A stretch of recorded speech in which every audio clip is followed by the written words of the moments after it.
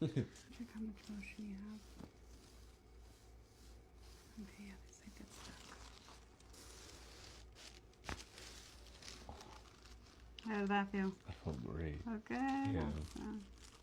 That's like the spot that I can't find. Like I'm trying to crack my neck at work. Oh my goodness. Yeah.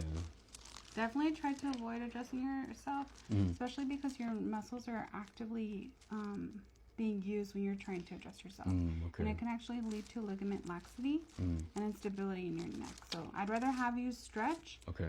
to the point where you're like, oh, it's going to crack. And then you don't crack it. You just stretch the muscles. Okay. Okay.